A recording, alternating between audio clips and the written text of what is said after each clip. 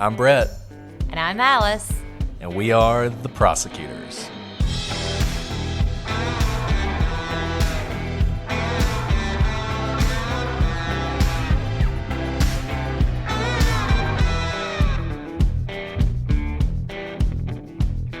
Today on The Prosecutors, we conclude our investigation into the mysterious disappearance of Asha Degree.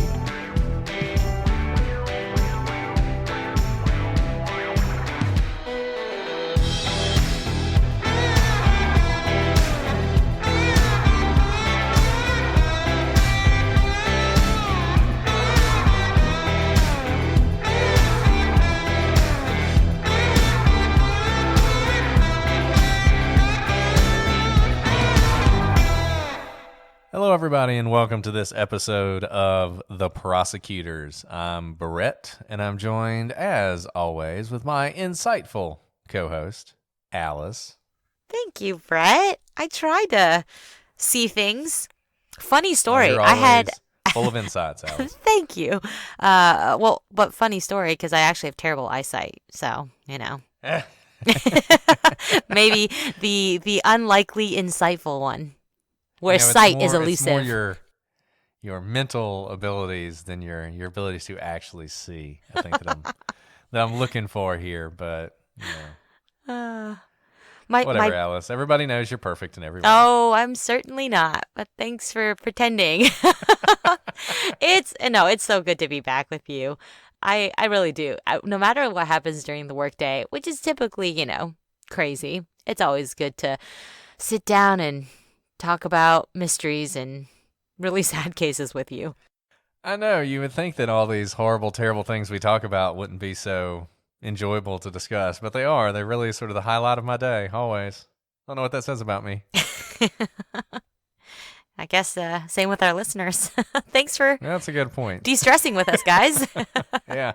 Thanks, guys. And we're back today to talk about the case of Asha Degree, a truly mysterious case, just really insane. I think those of you who didn't know this story before we started down this path, you probably have already seen why this story is so bizarre and so unusual, but we're going to keep going with it. And I think the more we talk about it, the stranger it will get. And we'll just hope that maybe somebody out there knows something. And this is one of those where one of you guys holds the key to figuring this out. So we finished up the timeline yesterday or last week. And the thing about that timeline is it runs right up until the end of 2020. This is a case that's active. It's a case that maybe you could even see being solved one day. And I hope people will continue to focus on this case. But now that we've talked about the timeline and you know what happened and you know how everything went down, let's get into some of the strange aspects of this case that you're probably already asking yourself about and things that you've already probably started thinking about. And the first one is what Asha packed, and she did pack. It seems pretty clear, and the FBI is pretty sure that this is something Asha had planned. This was not something where at the last minute that night she was upset for some reason and decided to run away. I mean, she may have decided to run away, but it was a decision that she had made, the FBI believes, a few days beforehand. And as part of that, she had packed her backpack. We know that her black book bag, her black and tan book bag that would eventually be found, was missing, along with a black Tweety Bird purse that she had. Also a pair of blue jeans with a red stripe, black sneakers, a long-sleeved white shirt with purple lettering, a red vest with black trim, black overalls with Tweety Bird on them, and a long-sleeved black and white shirt. It's believed, based on sightings, that Asha was wearing a white shirt, white jeans, and white tennis shoes. Some people who tell this story embellish a little bit and say that she fled in her nightgown, but that seems not to be true.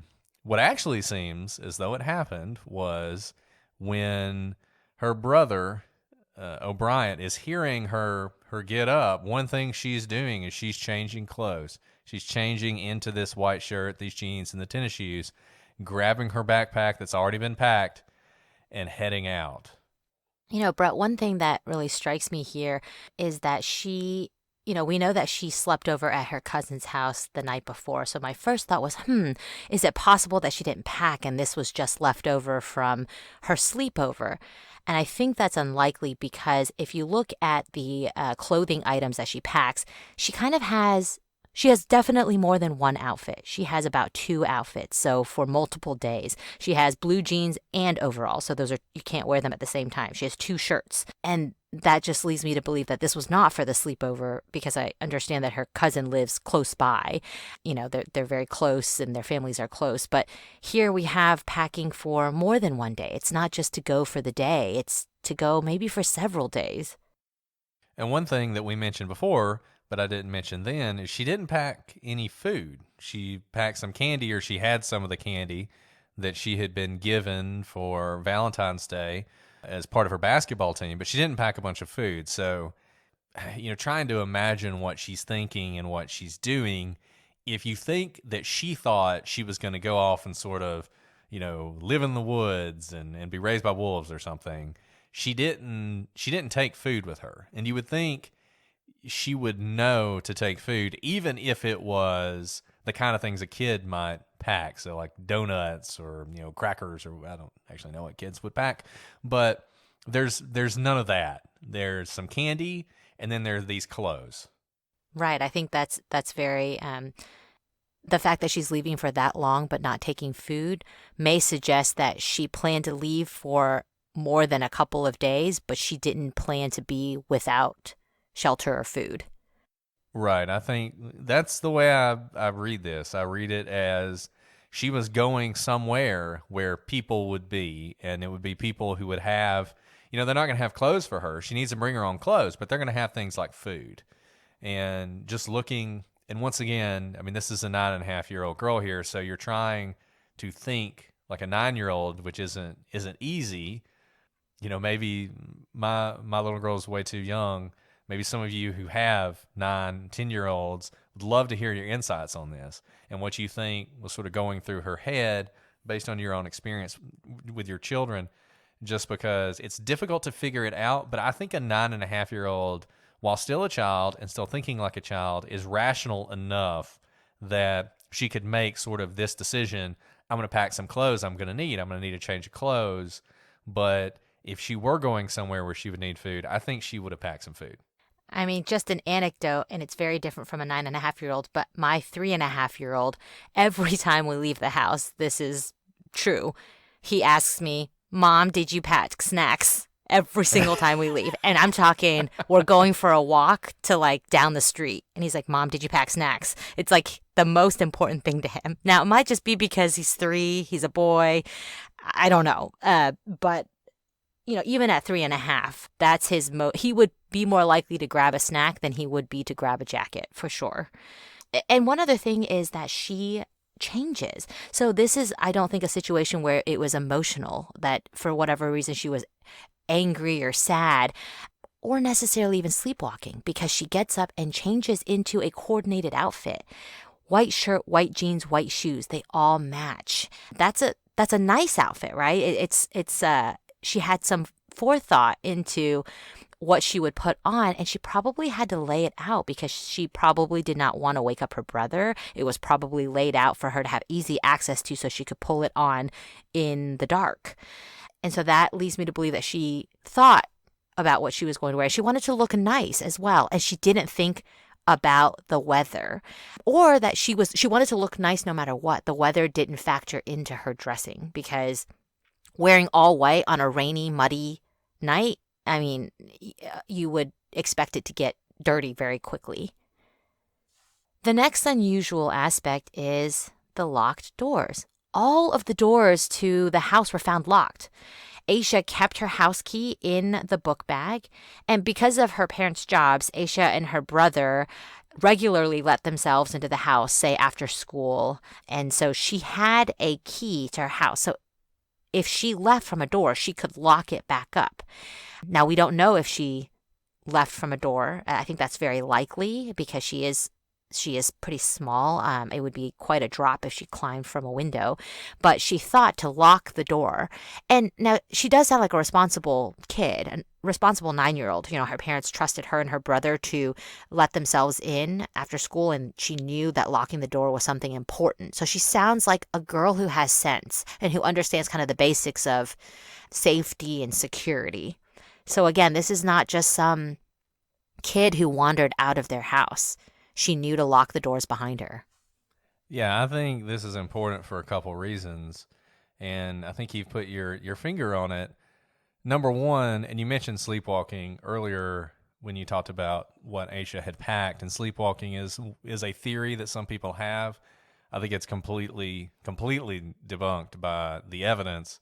This seems like a very intentional thing that she did, not something that was done while she was sleepwalking. The fact that she locked the doors, I mean, number one, I think if you were sleepwalking, I think it would be unlikely that you would lock the doors, and we don't know of any history she had of sleepwalking, so it's unlikely this would be her first sleepwalking event. But as you said, Aisha, this is not, and I'm going to go back to something we talked about in the last episode.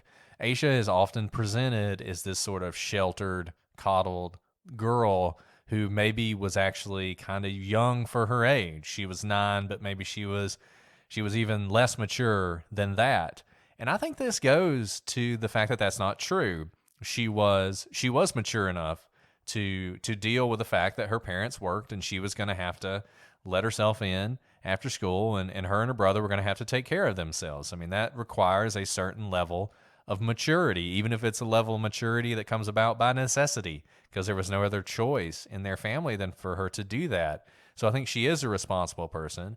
I think she is somebody who is at least as mature as your average 9.5-year-old. And, once again, the fact that she thought to lock the door shows that maturity, and also shows that this was a very intentional act. Now, to me, and it's really hard for me to get past this, and that's the weather that night. I mean, guys, it was cold. I mean, we're not just talking a brisk day. According to historical weather data, the morning of February 14th, it was between 43 and 47 degrees when Aisha would have left home, 35 at the airport, so even 43 to 47 might be a little too high. And most importantly, it was raining that morning. It had been raining quite a bit and didn't stop raining until around 6 in the morning, and you had winds gusting up to 36 miles an hour that night. It was storming that night. It is a cold, wet, windy, scary night. This is not the kind, I mean, she didn't walk off into some quiet night. This wasn't, a night to strike off on an adventure. I mean, this was a really, really bad night. She just walked off into that storm. And it's one of the reasons I think some people do go to the sleepwalking theory, because they just can't imagine that she would willingly and consciously walk off into that storm. Now, I don't know how you could walk into that storm sleepwalking and not wake up, but it certainly seems as though Aisha was so committed to what she was doing. It was something that she had planned for a few days. She had packed for it. This was the night she was going. Come hell or high water, this was the night. And the fact that it was storming didn't stop her. Right, Brett. And what that says to me is that she wasn't leaving just to leave. It sounds more like she had an appointment. There was a day you have to be there, and that's why she left that day, even if it were raining. If she had decided to run away, you might just pick the next day to run away when it wasn't raining, when the weather was better, when she could walk without a storm happening. But you can't push it off if you're supposed to meet someone or if you have an appointment. And so that strikes me as important, that despite it being such bad weather, she decides to leave that night. And it's interesting because this is not an ideal night to leave, really, under any circumstances. Not only is it storming, but because of the storm, you've had a power outage, which means that her father was awake for a good bit of time. You may recall her father had come home from work. He worked second shift. He had fallen asleep on the couch. Her mother had woken him up to collect the kerosene lantern when the power came back on, and he watched television until around, I think, 2:30 in the morning, and actually checked in on Aisha and her brother to make sure they were okay. So even if Aisha wanted to run away, the fact that her father was awake and home is just another reason that this was just not an ideal night to do it, if it didn't matter which night you were going. I think you're right. I think this seems like she had an appointment, she was supposed to be somewhere, and she was going to make that appointment. Another unusual aspect is that Aisha's fourth grade class at Falston Elementary School read the book The Whipping Boy by Sid Fleischman in February of 2000. So the month where she left home, they had just finished reading The Whipping Boy. Now, this book centers around the story of a prince and a commoner child who receives lashes on the royal's behalf. The children proceed to run away, and the book details their adventures. Both boys return safely to the kingdom at the end of the story. Now, all we know is that her class read this book the same month that she left her house. It's really not known if this book served as a catalyst for Aisha's disappearance, but it's noteworthy when you have so few clues or facts or evidence to point to as to why a seemingly happy, rational girl would just leave her home. And here you have this story that she had just read at school about a boy who essentially went on an adventure, even though the circumstances that led him to run away were very tragic, were very sad. The story is more about the adventures than it is the circumstances of him leaving. And so, what do you think, Brett? I mean, she is 9.5. She's impressionable, but not, she's also old enough to know what's fact and what's fiction. If this book had been found in her backpack, then I think you would have a stronger argument for this being the catalyst for her to run away. I mean, she did have a book in her backpack. We know that it was McElligott's Pool. It honestly sounds like a fun, because Dr. Seuss books are like very long. It sounds like a book that you take along to pass the time at the doctor's office. Right. I mean, I Right. have several of these books in my home. They're fun. They're long. I mean, this one's 64 pages. I have several of these books, and they seem to be really long for children's books.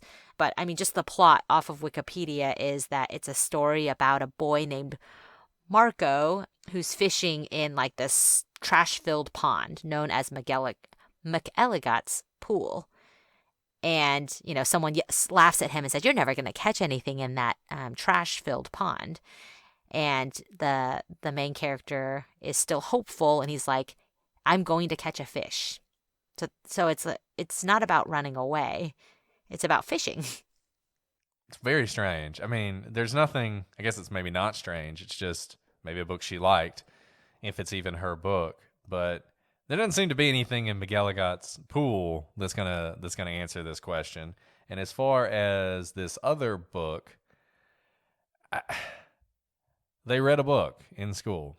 I mean, I understand she left, and she seems to have done it in a very intentional way.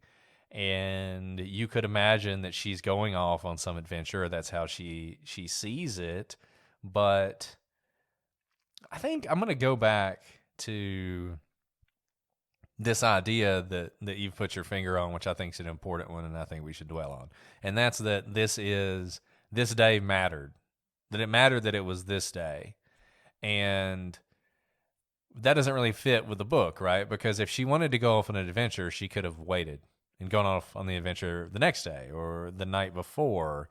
And I think this theory really appeals to people who see her as sort of an immature 9-year-old, and as someone who's not as sophisticated, because she's so sheltered. And I just don't think that fits with what we know. I don't think what we've discussed is a girl who's any more sheltered than your average 9-year-old. I'm not going to say she's wise beyond her years. I don't know that that's true, and I don't think there's any evidence of that. But I don't think there's evidence, and I don't think we've seen anything that makes you think that she's really immature. And I just don't think, and once again, I want those of you who have 9 and 10-year-olds to write in and let us know. This doesn't seem like the kind of thing a 9.5-year-old would do to me. Like this flight of fantasy, reading a book and believing you're gonna go off on an adventure in the middle of the night. I find that hard to believe that she would do that.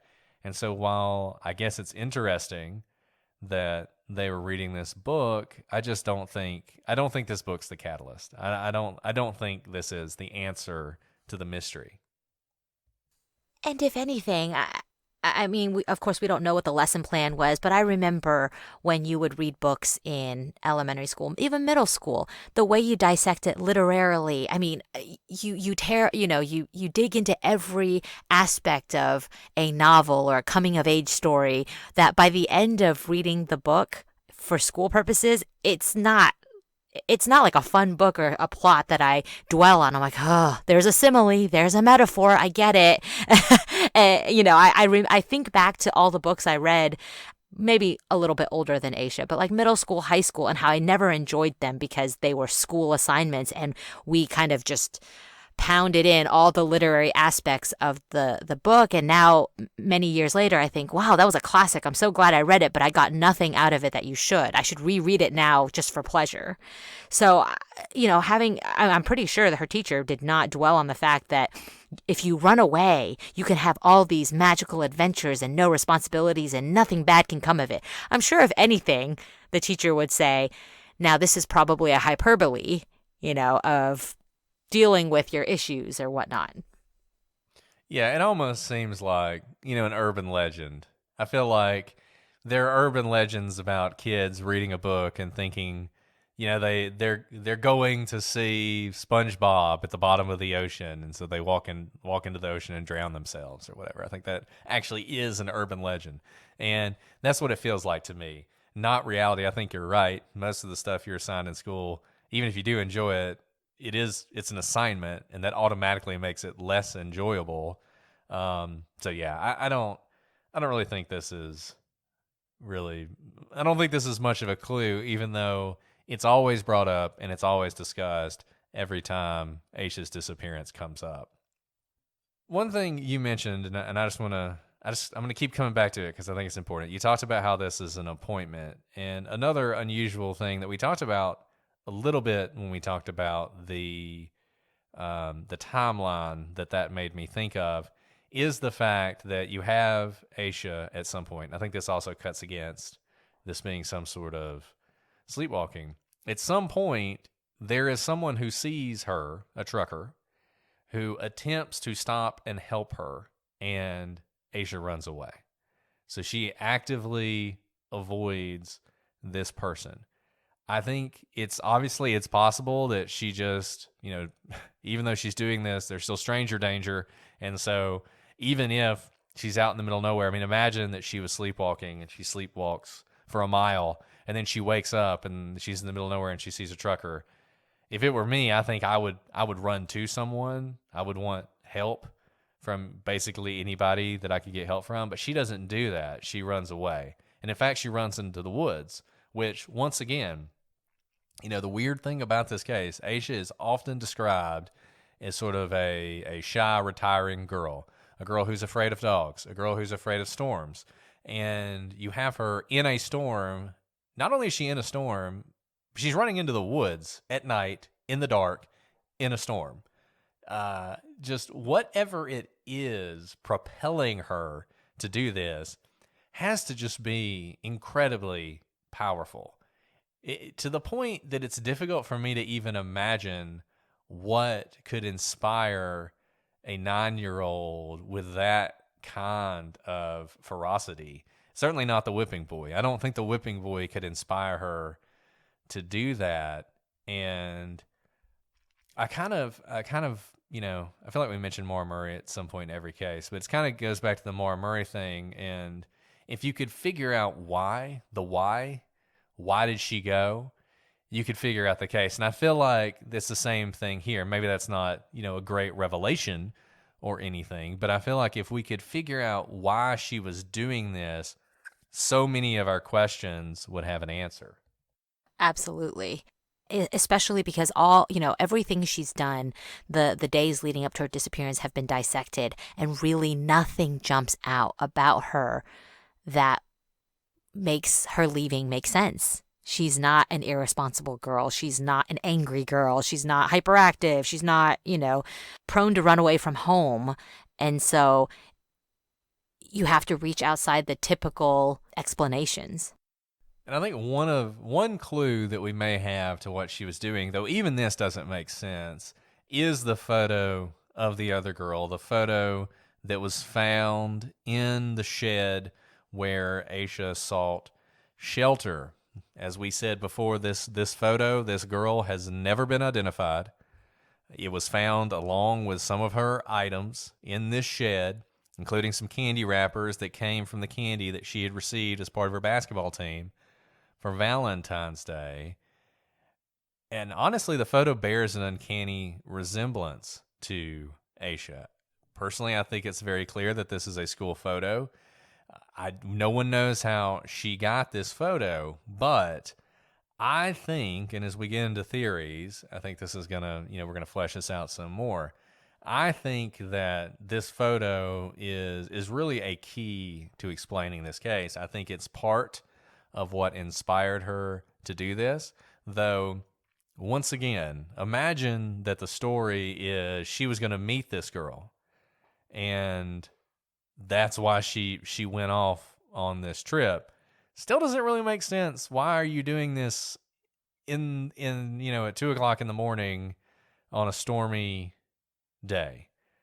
I guess it's possible that whoever it was who sent her that photo was like, "Hey, I really want to meet you. Meet me at this time. Meet me at 4 o'clock in the morning on the highway on this day. That's the only time I can be there." I guess that's possible.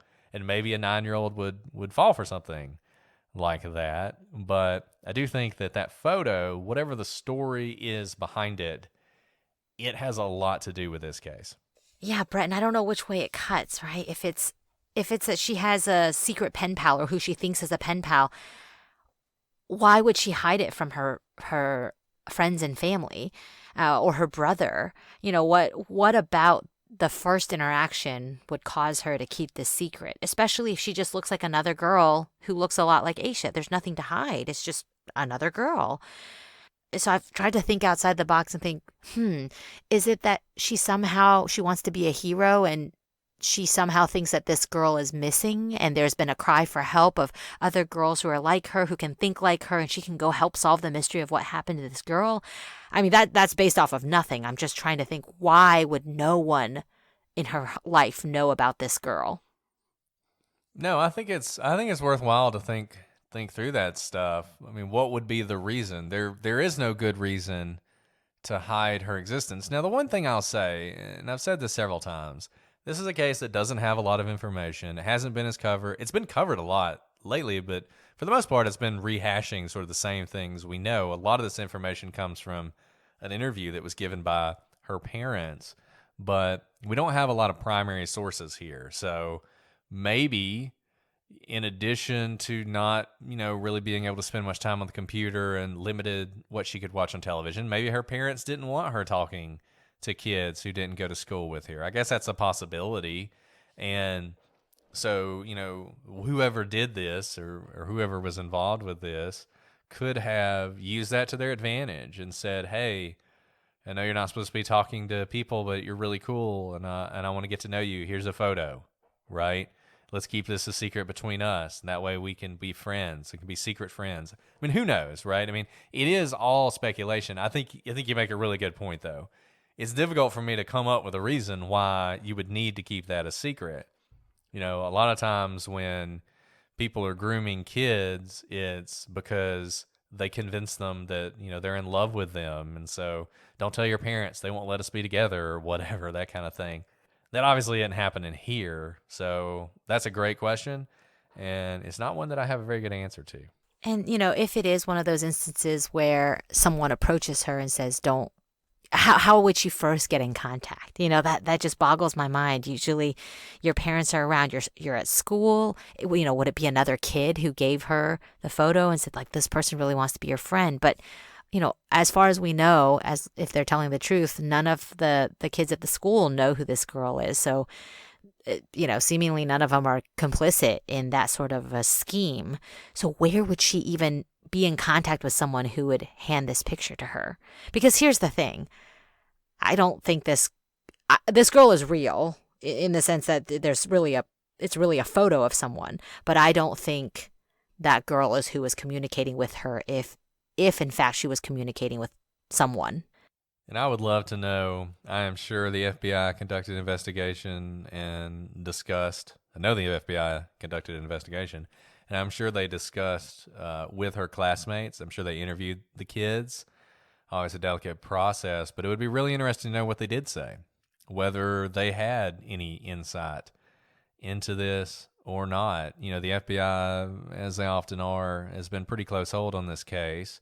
We've talked about some of the information they've released. One thing the FBI has said, and they seem pretty sure of, is that she had planned this for a while, and she knew she was doing it, and she was ready to do it that night.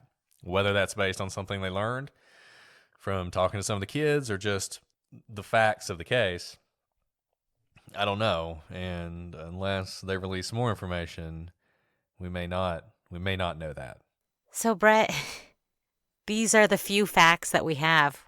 So now let's move on to theories. What happened? Your guess is as good as mine, but I guess we'll go through them. I guess we will. I mean, I laugh because, man, this is mind-boggling. It's maddening how I really have no idea. I've thought about it before we did all our research. I've thought about it throughout our recording sessions, and still, right before we started recording, you said, "Do you have a theory of what happened?" And as we've been talking, it's changed. But let's go through some of the common theories. The parents.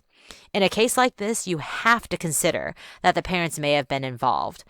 It's hard to imagine why a girl this age, 9, would run away like she did unless she was running away from something, like an abusive home, either physically or sexually. We say that not because specifically about Asha, but that's just a common scenario you see. Typically, kids don't just leave their homes in the middle of the night unless there's something compelling them to leave. But her parents were eliminated as suspects really early on in the process, and you can betcha that the law enforcement are going to hone in on her parents as the first suspects to eliminate. And they were. Aisha's father actually asked to take a polygraph, and as soon as this all happened, he didn't delay. He asked to take the polygraph, and he passed. We've talked about how trustworthy polygraphs are, but for those of you who put stock in that, he did not hesitate. In fact, he was the one to bring it up and say, "I want to take a polygraph." And it didn't show any indication of stress or any abnormalities that would indicate he was trying to hide something. Now, maybe he had been planning, to pass a polygraph test, and we've talked about this in the past. You can study and prepare yourself to pass a polygraph test in a number of ways. Despite the unusual circumstances, the police have never considered the family a suspect. Now, Brett, this in and of itself is worthy of conversation, that the family is not considered a suspect. Yeah, because obviously they're the first suspects, right? Little girl disappears into the night. She's 9 years old. It's storming. The first people you're going to consider are the parents. No question. And I'm sure there were a lot of people who did consider them. And when I first heard the story, when I first heard the facts that she had disappeared, the first thought I had was, well, the parents did it. Like the dad did it and then covered it up. She didn't walk. She never left that house. That was the first thing I thought. She never left that house. She didn't leave the house. She was killed. They said she ran away. They got rid of the body, and that's what happened. But she did leave the house. We know that for a fact because she was cited by 2 different people that night, and those sightings are solid. I don't think there's any question about them. I don't think anybody questions that those sightings were of Asha. So this is not a Casey Anthony case where Casey Anthony tells the police that her daughter was kidnapped. I think she said the maid took her, And then it turns out in reality, Casey Anthony, either through negligence or deliberate act, killed her child and dumped her in the woods. That's not what happened here. She left the house that day. The things we can say for sure, she definitely packed and got ready to go. She left. She went off into the rain and the storm, and whatever happened after that happened. Now, that doesn't mean that the catalyst for her leaving wasn't her parents. Certainly the case that her parents had passed a polygraph. You would think if there was something going on in that household, even if O'Brien at the time, he's a child, he's 10 years old, maybe he's not going to tell the police about that. Maybe he's sort of cowed into silence by his parents. You would think by now he would have spoken out about it, because it's impossible for this to have happened without him knowing about it. They shared a room. We know she left. He would have known if she was being abused. There's just no question. Now, look, that doesn't mean there's not some weird stuff that happened that night. And if you listen to Cold Case Murder Mysteries, the podcast I often mention and rarely agree with, he, in his Asha Degree episode, really sort of lays this out, sort of the case against the parents. And he does point to some things that frankly seem a little unusual. So you've got Harold, who he works second shift, so that's usually 3 to 11. He gets home at 11, and the story he tells is that at some point he decides to leave his house to go get candy for Valentine's Day. So Valentine's Day is the next day, and so he's going to go and get candy. This really doesn't make any sense, right? So basically, he gets home at 11 or a little bit after 11, and then at 11:30, he leaves the house to go get Valentine's Day candy.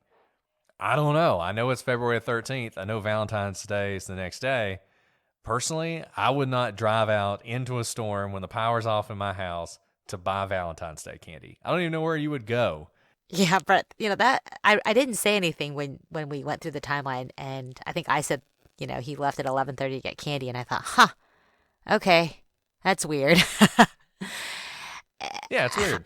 What's open? A pharmacy? No, I think most, I'm thinking about like CVS or Walgreens. They might be 24-hour, but you're not going to have a very good candy selection. You're not going to get like, if in fact you're getting candy for their wedding anniversary, you think you'd want to get something nicer than you could get at, say, a drugstore, right?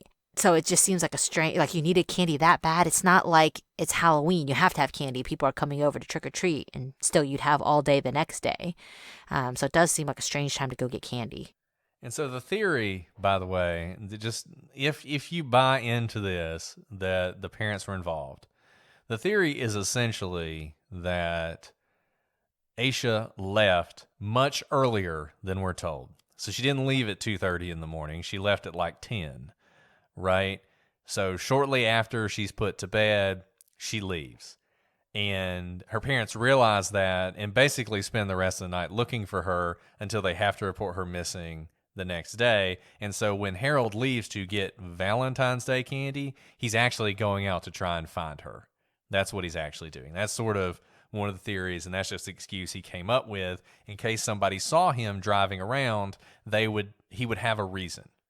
It's kind of like Scott Peterson. Why did he tell the police that he went to the marina to go fishing when he was really dumping Lacey's body in San Francisco Bay? It's because he knew people saw him. They saw him out there, and so he needed a story to fit that. And that's sort of the theory here. Harold's out looking for her. She's run away because she's being abused. Harold's very angry. He goes out to look for her, and in case anybody saw him, I was out buying Valentine's Day candy, is what he says. Now, I don't know if he actually got Valentine's Day candy. I don't know if, he could just point to a bag of Valentine's Day candy and say, yeah, there's the bag. There's a receipt in the bag. It'll have the time. Maybe it does. Once again, we just don't know that. You would think that would be the kind of thing that the police would run down.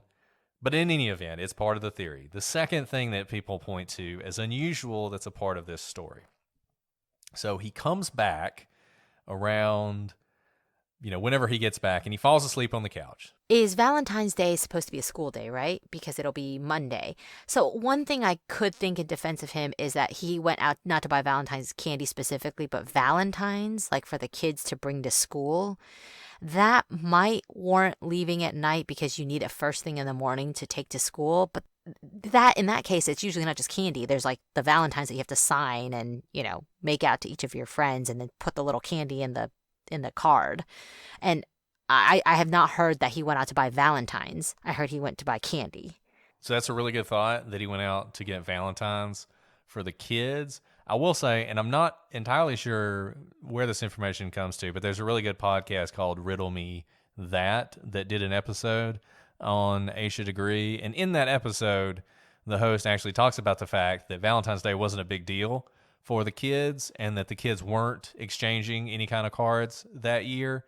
So, like I said, I don't know exactly where they got that information, but if that's true, then it would seem like it probably wasn't for that purpose, that it actually was just to get candy, which once again, I don't know. I mean, I'm fine with picking up Valentine's Day candy. That's fine. But it's storming. The power's out. It's 11:30 at night. You just got home from work. I just don't know that many people who in that circumstance would be like, oh, shoot, I should have got some candy hearts when we go back. Especially when like they'll be there tomorrow and it's still Right, Valentine's Day tomorrow. Yeah. And this is a rural area. It's not like, they live in the middle of the city and the drugstore's just at the end of the block. I mean, he's going to have to get in his car and go somewhere to do this. So in any event, he supposedly at 11:30, he goes out to buy Valentine's Day candy. He buys the candy. He comes back and then essentially must immediately fall asleep on the couch because at 12:30, Aquila wakes him up. And she does that to put up this kerosene lamp because the power has come back on. At this point, he puts up the lamp, and then he checks on the kids to see if they're okay. Which, I mean, the power's just come back on. You could sort of imagine him doing that, and then he watches television for a couple hours. And then at around 2:30, he decides to go to bed, and he checks on the kids again, and he sees Asha asleep in her bed. A lot of people find this to be unusual. They find him checking on the kids twice within a 2-hour period to be an unusual thing to do. I mean, I don't check on my kids once they go to sleep because I don't want to accidentally wake them up. Yeah, and even if you did it once, would you do it twice? No. I mean, I have no reason to believe that they'd be leaving their room. If, once I know they're at home, they're there. Yeah, what changed in those 2 hours? And it makes you wonder if, you never know exactly what's going on in these situations. And it could be that he's just a very, conscientious guy, and he was going to bed, and maybe the last thing he does every night before he goes to bed is look in on his kids. So the fact that he looked in on them earlier really didn't matter. He was going to do it again, and then he was going to go to bed. It is certainly convenient that he does this because it puts her in bed and sets the timeline, and we know exactly where she was at 2:30. It does fit with the sightings of her. It certainly works out that if she was in bed at 2:30 and then left, she would be essentially where she was when she's sighted by these various people. So maybe we're thinking too much into this, but to me it does seem like a strange thing. Now, one possibility is that Asha was in some sort of rebellious state at this time. I mean, she's 9, so how rebellious can she be? This is actually one of the issues here. The people at NCMEC and who deal with kids running away have said repeatedly that this may be, if Asha decided to run away, it's almost a sui generis event. That kids this age don't do this. That kids they need to be older. Like 9-year-olds just don't run away like this. And there are no other examples of this. So, but maybe she was in some sort of weird rebellious phase, and maybe she had been doing things like sneaking away, and her parents had caught her doing that, and that's why he checked on her. That's a possibility. But that would be really relevant facts that you would think would have come out, right? They would say, when they call the police, um, I can't find my daughter, but I think she's around here because she's been doing this. She's had this, she's kind of been sneaking out. That's a very strange thing to do for a 9-year-old, but you would think that would be the first thing out of their mouths. This has happened before. We found her at her cousin's house at whatever, but we have no indication that she's ever done this before. And, I actually just kind of did my own little survey that does not live up to any sort of, survey snuff, and it's clearly very biased. But I asked a bunch of people, just everyone I passed the past few weeks, when you were little, did you ever run away from home? There's something romantic about it. I loved the Boxcar Children's series, which is about, these orphans who end up running away rather than live with someone who they thought was a mean man, and they live in a boxcar. And it's about their adventures, and that's what the book's about. So it's about the adventures and the romanticism of basically running away and forging a life of your own and being self-sufficient even though you're kids. And I asked friends, did you ever run away as a kid? And most people said no, or I thought about it, or I threatened it when I was really angry with my parents when I was little. But most people said no. The people who said, yeah, I remember, taking the steps to run away, and I asked, how old were you? And almost always they were very young. They were like, I was like 5 or 6, and I would walk just a couple houses down from my house, and then I would feel incredible remorse and run back home. And no one, I was gone for a minute, 2 minutes, what have you. And then there would be no instances. No one really said that there were any instances of them wanting to leave home until kind of the high school years when you're rebellious and sneaking out all the time. And that's entirely consistent with what the experts say, is exactly that it's kids who are sort of really young and it's not a real attempt to run away, and they're like 5 or 6 and it's sort of a fantasy driven thing, and they don't get very far, and then they come home or they're found or whatever.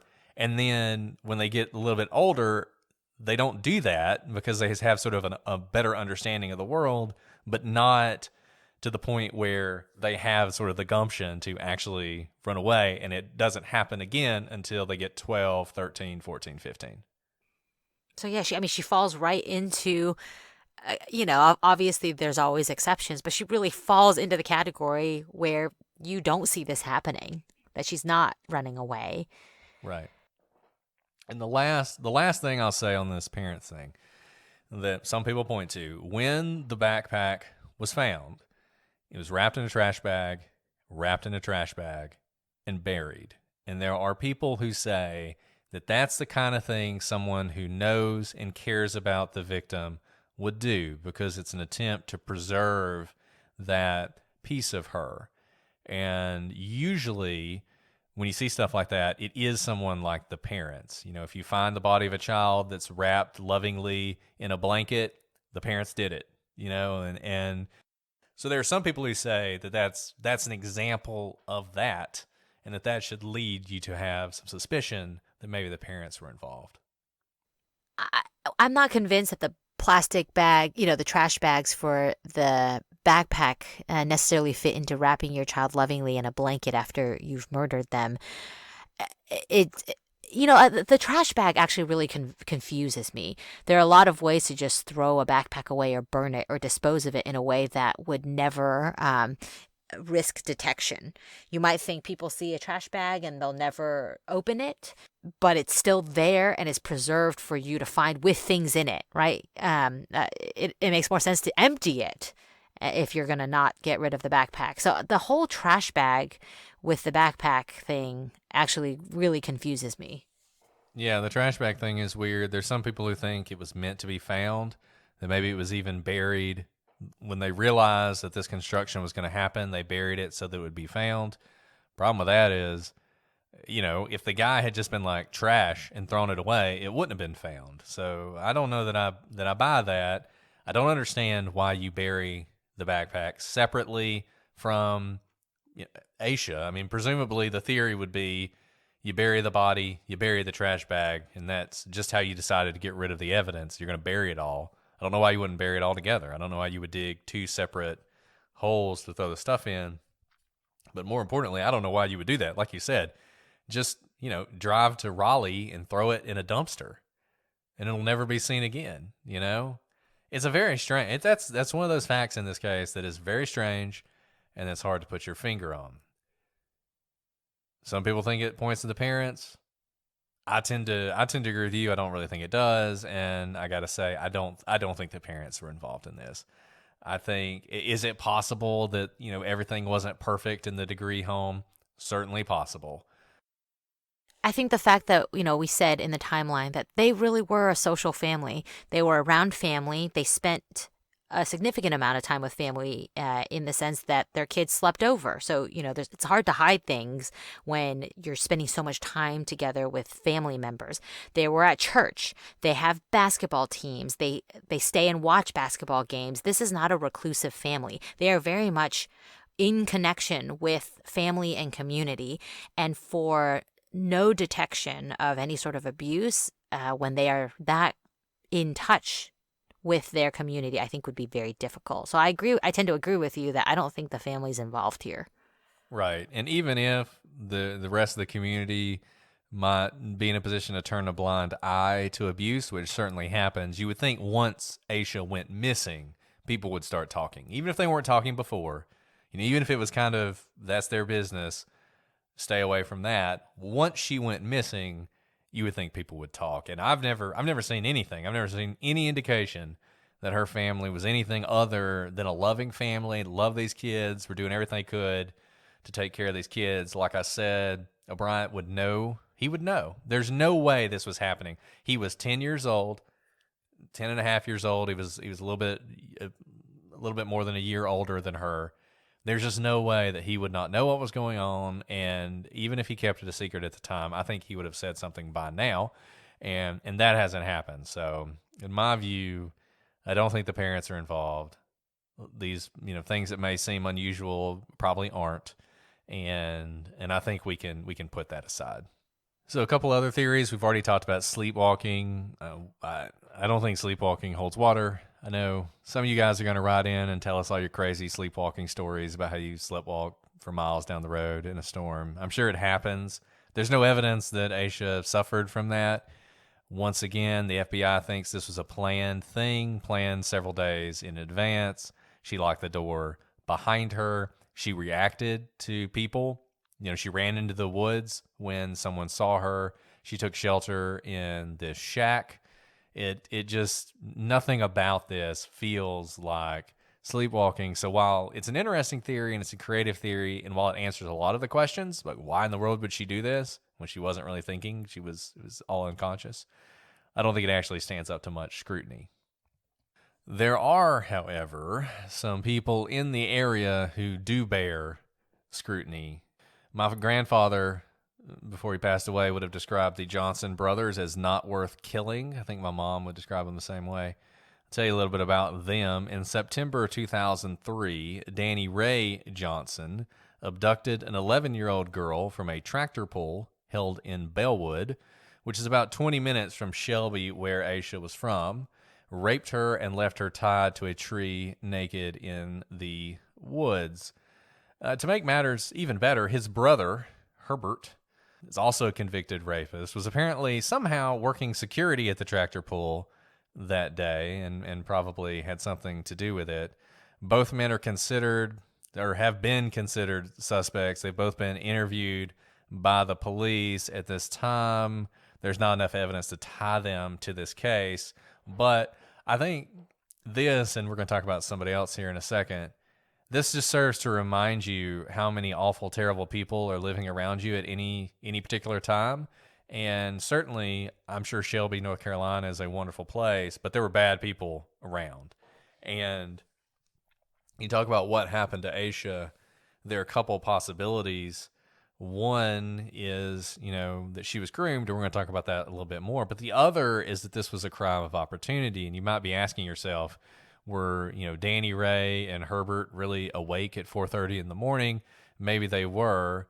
What are the chances they would come upon Aisha? Will recall one thing that happened in this case is the second sighting, the trucker did a nice thing. He called out on the CB radio that there was a woman by herself walking down the road and that people should avoid her. Well, if the wrong person was listening to that, that's also there is a vulnerable woman walking down the road by herself with no one to protect her. So you have to wonder if maybe some people who heard that could have responded to this, and that led to whatever happened to Asha. One of those people could have been Donald Ferguson, who lived about 40 miles from Asha and has been linked by DNA to a 1990 rape and murder of a 7-year-old. But once again, sort of the same situation. The police up to this point have not been able to link him to Asha's disappearance. And note based on the radio call out, that trucker actually thought that Asha was a woman, not a child, and the people that we've described here are seeking to prey on young girls, not just children, but like very young girls, prepubescent girls. And so they may not know from that radio call that this is their prey. And those are two different types of criminals, I will say. Not everyone who's going to look for a vulnerable woman to rape will also want to do that to a child. So if they were to come and respond to that call thinking they'd find a woman and instead find a 7-year-old girl or a 9-year-old girl, let's just say that not all crimes are the same.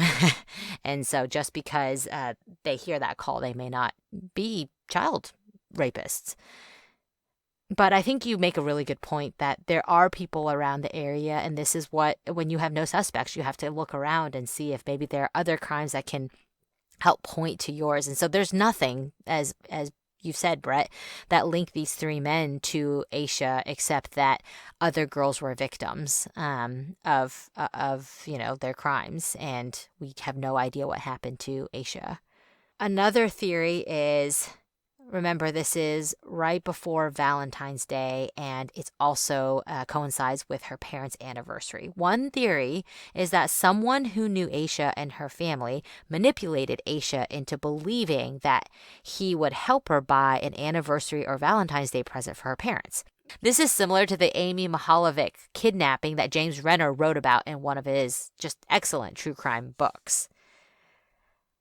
But again, that would involve her having communications with someone that nobody knows about. And why would she trust this person? And why would she go shopping in the middle of the night and bring clothes to go shopping? Multiple days worth of clothes for shopping. She would have to know that would be the worst present for her parents, to wake up on their anniversary day and have a missing child.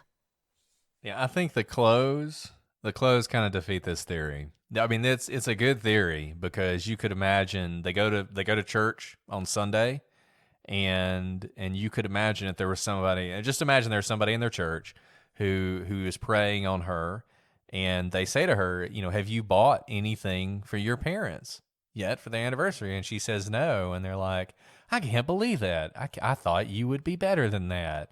Well, I'll tell you what, I'll help you out.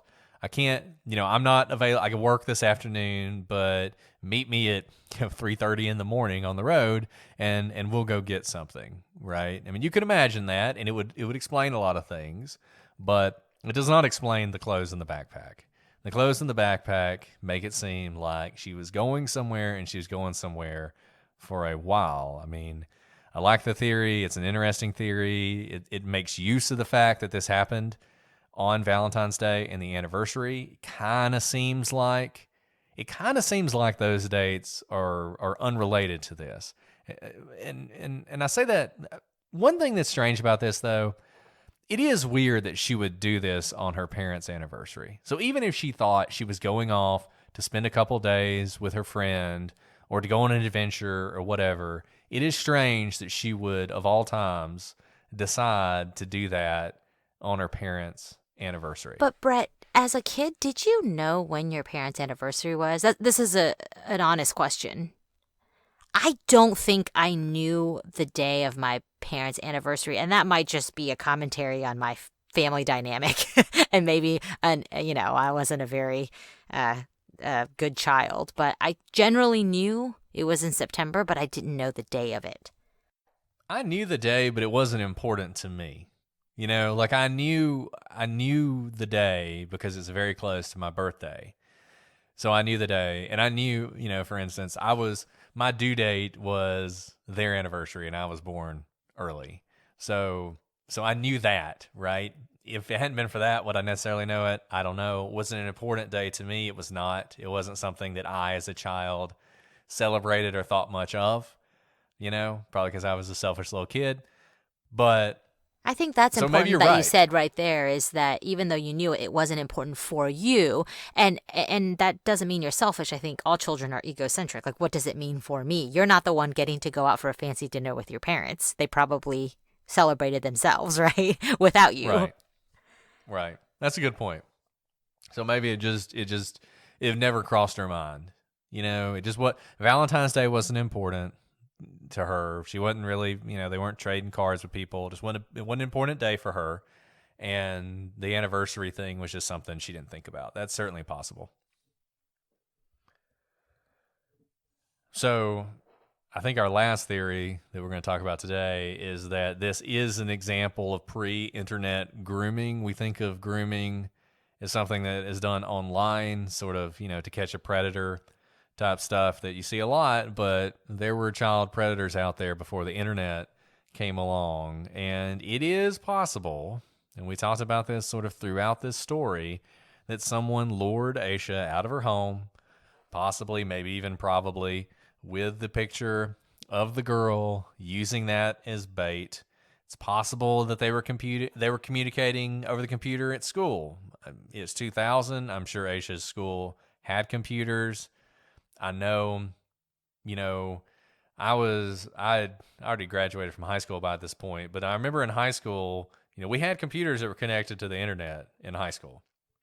So it wouldn't surprise me if Asha had a computer at high school, and at her school. And it wouldn't surprise me if she was using that. So maybe she even met this person on there. I mean, I've wondered if this is like a pen pal situation where, she was writing letters back and forth with somebody that she believed to be this girl. And at some point, the girl sends her photo. Kind of like Alice was saying, like you trade photos with your friends, and they were going to meet that night. But it wasn't the girl, it was someone else. It was someone pretending to be her. Or maybe even, it said, my dad will pick you up. So she wouldn't be scared and she wouldn't be concerned. And maybe that's the person in that car, if we believe the sighting that came out all those years later, the green car. Maybe that was the person who was supposed to be her dad. I mean, I don't know. No theory works really well in this case. This is one of those cases. We've talked about these cases before where there's just no theory that really you walk away satisfied with. And that's kind of, as we sort of wrap things up here, that's kind of where I'm at. We talked about all these things and none of them satisfy me. Yeah, I mean, because with the sending of the picture, it had to get to her physically, and if it were someone who handed it to her, it probably was someone at school, but no one has come forward that they did that. So it was probably mailed to her, but mailed to her where? At her home? And I can't imagine that, it'd be so risky as to have her parents potentially open it. I never got any mail that my parents didn't know about, certainly not at that age, because I never got mail. So if something were addressed to me, they would say, what's that? What are you doing? And I remember as a kid, this was, in the 90s, we did what is now chain letters, with all those email forwards, but we did them by physical mail. It'd be like, send, a sticker book to 5 people listed on this page, and then send it to 20 more friends, and then you'll get sticker books, something like that. I would get those.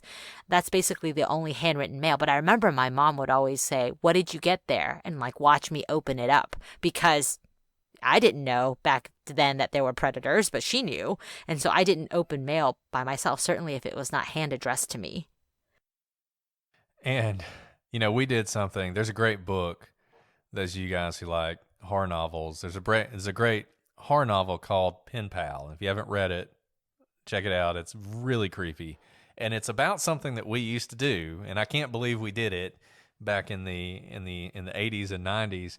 We would do this thing where, and I don't know, Alice, if y'all ever did this. Now I don't think you can do this because it's not environmentally friendly, but we released balloons and we would attach to the balloon a letter with our name, where we went to school, our address, and a photograph.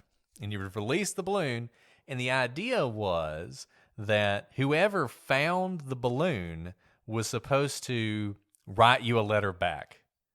And, I don't know that anybody ever got a letter. And whoever got a letter from the person who was the farthest away, like, won, right? Your balloon made it the farthest, and so you won.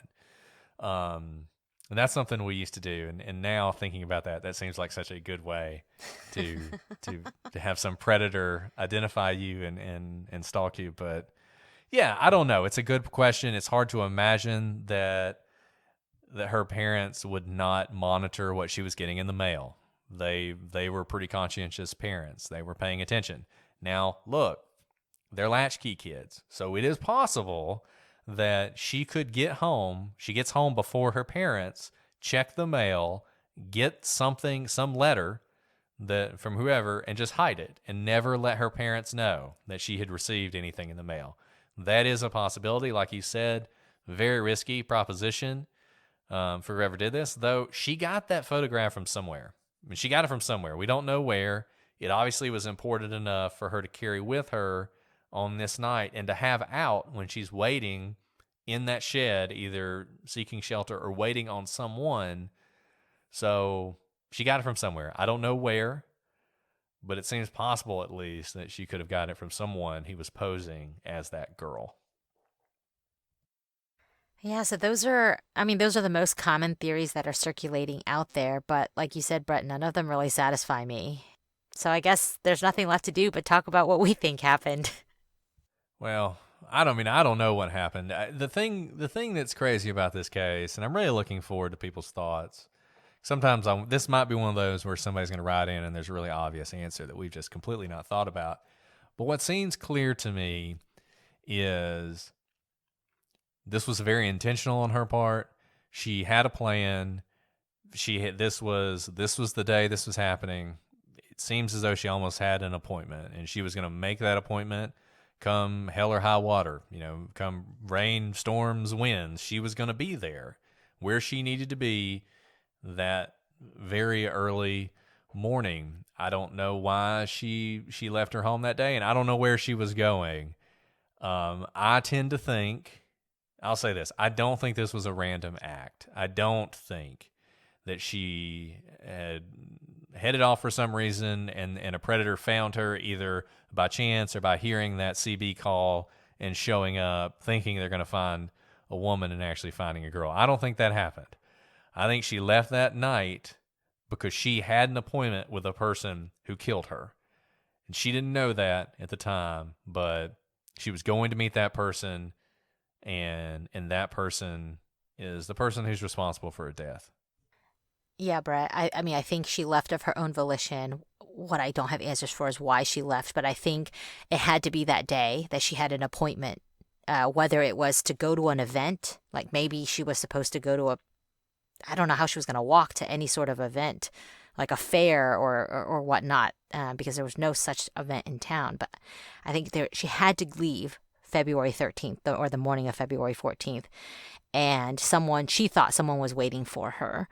And I thought she was planning to be gone for a couple of days. I don't think she was running away, but I can't explain how she planned to leave for a couple of days knowing that would be very worrisome for her family, but she still planned to do that. Maybe she thought she could explain it away later. Maybe this was supposed to be a long-lost twin, a long-lost sister, someone writing her saying, I was given up at birth and I found out that you're my real sister.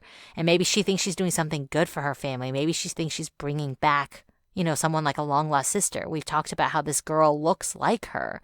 Maybe she somehow thinks that this is a magnanimous thing to do, that she needs to be the one to bring back this lost sister, and it will be a present for her parents on their anniversary or Valentine's Day. I don't know. But I don't think she left with a bunch of ill will. I think that would have come out from community or her brother whom she shared a room with, or her parents or her family members, the cousin that she spent the night with. But I think when she left, she thought it was for a good thing. She had Tweety Bird purses and Tweety bird shirts. I mean, this is an innocent child. I don't think she was trying to inflict pain and suffering on her family, nor did she think she was walking into a trap. And unfortunately, I think you're right, Brett, that she certainly met with ill will. And I think someone knew she was going to be there because this is a rural area. It was storming. It was 4:30 in the morning. I don't think predators are just trolling in bad weather. You know, they're in economics, we have the ice cream theory. When ice cream sales go up, crime goes up. It's not because ice cream causes people to commit crimes. It's because ice cream sales are correlated with good weather. And so when ice cream sales go up, the weather is good. And so more people are out. And when more people are out, there are more instances for crime because you're trolling the streets. You see opportunity for crime. That's a very common economic theory of correlation. And so here it's the opposite. The weather is terrible. There is no, I don't think criminals typically are trolling rural areas where almost no one is ever, on the off chance that a 9-year-old girl leaves her house in the middle of the night, truly the middle of the night in stormy weather. So I think this person knew she was there. Yeah, if you didn't have to be out that night, you weren't going to be out. Right. It's just, it seems impossible to believe that this was a lucky encounter. Doesn't mean it wasn't, and maybe we'll find out it was, but I think you're right. I think this was planned. We can hope that this Marcus Mellon guy actually knows something. He's not just blowing smoke, because this is when it's going to take somebody talking. Unless somebody does know something, this may be one that, unfortunately, we never solve. And Brett, here's another reason I think that the person knew and planned this, whoever I think it was a murderer who did this, is because I think this person sent her going south, knowing that there may be sightings of her, that maybe she'll leave things behind, that if you were to track her or try to follow her for her trail, it would take you south, knowing that ultimately the person would pick her up and take Asha north. So I think that's a good point. That itself, I think it shows planning on someone's behalf. Yeah, that's a really good point. Well, guys, that's what we've got for you on this one. I know, we always wish we could just solve them, but this is a tough one. Hoping you guys have some thoughts, some theories, some information would be great if you're somebody who has information. If you do have information about this case, we would urge you to contact authorities, contact the tip line in this case. There are two different numbers. I'll give you them both. The first one is 704-484-4788. The second one is 704-672-6100. If you know anything about this case, reach out to those numbers, contact the FBI. Any information you have that could be valuable in this case, I hope you will share it. Reach out to us if you have thoughts, prosecutorspod@gmail.com, prosecutorspodcast.com. We're at prosecutorspod on Instagram and Twitter. You can also find us on Reddit. You can find us on Patreon. You can find us anywhere. We're everywhere these days.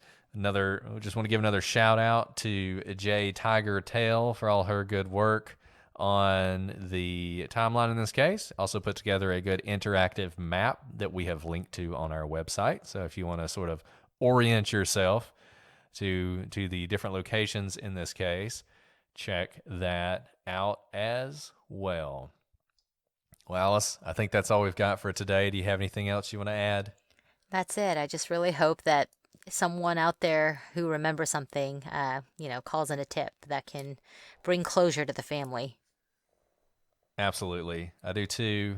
If, there's somebody out there who knows something about this, and I hope if you do know something, even if we said this in Delphi, even if you're not sure or you think it's nothing, it never hurts to call it in. So I hope you guys will do that. Next week, we'll be back with a new case. It is actually my favorite mystery.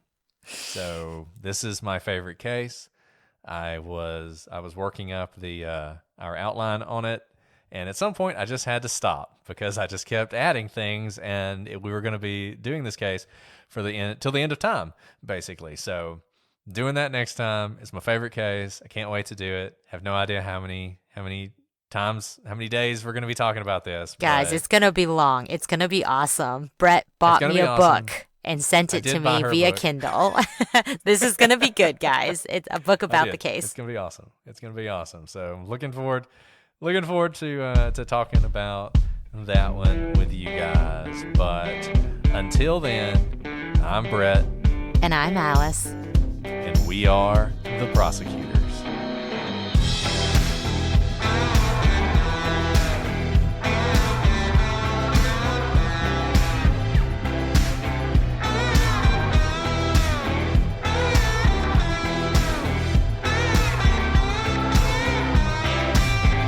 I don't really know why, but I feel like my microphone is never as loud as I want it to be. What you're always the one who sounds loud. I'm always the one who's quiet. Well, that's because you are quiet. I don't think so. I'm like at the red. I talk right up to it. Maybe, I mean, What does your little blue stuff look like? it looks big. I don't know. I don't know what to tell you. I have to reset my closet. Let's be honest, it's not a room. My closet every time we record because, my baby comes in and like sees the microphone is like, I will eat this, and there's like slobber all over it, and I have to reinstall it every time.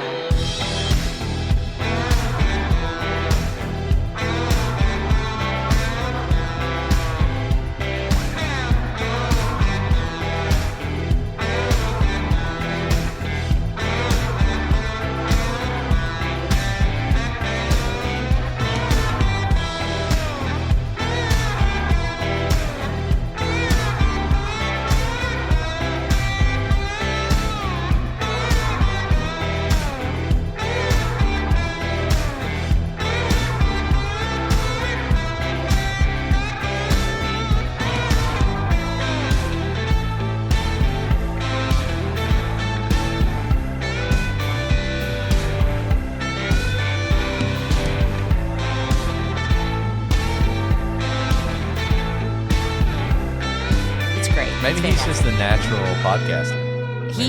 I think he knows what it's for. He like screeches at the top of his lungs. He's usually naked because, let's be honest, it's really cute to be naked as a baby.